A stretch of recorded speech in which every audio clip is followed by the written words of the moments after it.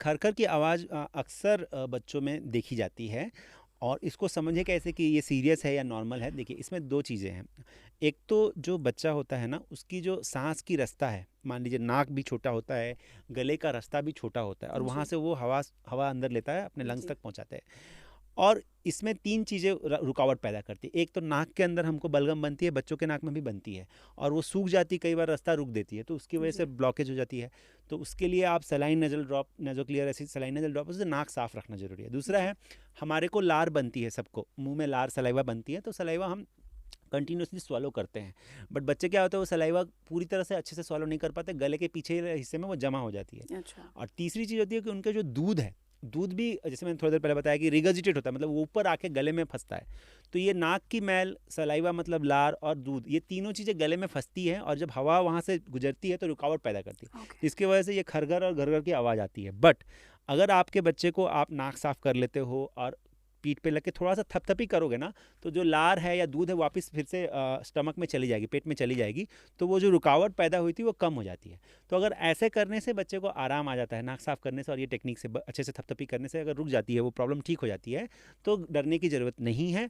But अगर मान लीजिए कि बच्चे को बुखार है, बच्चे को सच में सांस लेने में दिक्कत हो रही है, बच्चा तेज़ी तेज़ी से सांस ले रहा है, बच्चे के छाती में या गले में गड्ढे पड़ रहे हैं, तो वहाँ पर वो एक किसी सीरियस बीमारी का लक्षण हो सकता है। उस समय पे आपको ज़रूर अपने डॉक्टर को दिखाना है, दिन हो या रात, उस टाइम पे आपको डॉक्टर को दिखाना है। बट बिल्कुल। जैसे मैंने बताया कि शुरुआत में हो सकता है आपको समझ में ना आए, बट कुछ दिनों के बाद आपको समझ में आ जाता है कि ये शायद नोज़ ब्लॉक हो गया है या फिर उसकी सलाइवा में जो लार है वो गले में फंसी है, या बिल्कुल, फिर बच्चा दूध रिगर्जिटेट कर, उस समय पे थपथपी करने से वो कम हो जाता है।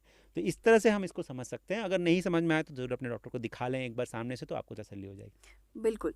तो डॉक्टर एक और सवाल जब भी बच्चा रोता है तो उसको कम्फ़र्ट करने के लिए मैं बच्चे को अपनी गोद में लेती थी या उनकी दादी, उनकी नानी, उनके नाना या उनके पापा उनको गोद में लेते हैं। हम्म। तो अक्सर ये भी सुनने को मिलता है कि बच्चे को गोद में नहीं लो क्योंकि उनको आदत पड़ जाएगी तो वो नीचे नहीं बैठेंगे। बट मेरा मन नहीं करता था उनको कभी नीचे रखने का क्योंकि वो रोते रहते थे तो मेरे पास बैठ के ही बस शांत हो जाते थे।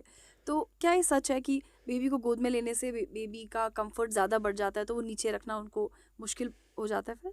नहीं, देखिए ये एक कंप्लीटली मिथ है, ये गलत है। जो छोटा बच्चा होता है उसको प्रोटेक्शन के लिए बड़े लोगों की ज़रूरत पड़ती है, और जो बच्चे 1 साल से कम उम्र के हैं वो अक्सर गोद में रहना पसंद करते हैं और ये अच्छा भी है।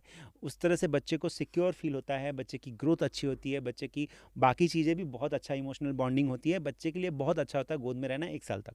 और आप कई पेरेंट्स से पूछना, जब बच्चा 1 साल का हो जाता है और खुद से चलना शुरू कर देता है ना, फिर वो आपके पास नहीं आएगा, फिर वो घूमते ही रहता है। बिल्कुल, घूमते ही रहता है, यहाँ वहाँ हर जगह जाएगा। तो ऐसा नहीं है कि गोद में लेने से बच्चे को आदत पड़ जाएगी, क्योंकि बच्चा चल नहीं पाता है 1 साल तक। हमारे इंसान का बच्चा 1 साल तक नहीं चलता, दूसरे जानवर का बच्चा जन्म होने के कुछ घंटे बाद ही चलना शुरू कर देता है। बिल्कुल। तो वो इंडिपेंडेंट होते हैं और हमारे बच्चे हमारे ऊपर डिपेंडेंट होते हैं, इंसान के बच्चे फीडिंग के लिए, हर केयर के लिए। तो वो चाहते हैं कि कोई व्यक्ति या कोई मेरा केयर गिवर मेरे पास हमेशा रहे, इसलिए वो हमेशा गोद की डिमांड करते हैं या फिर किसी के पास रहना चाहते हैं सिक्योरिटी के लिए। उनको सुरक्षित महसूस होता है।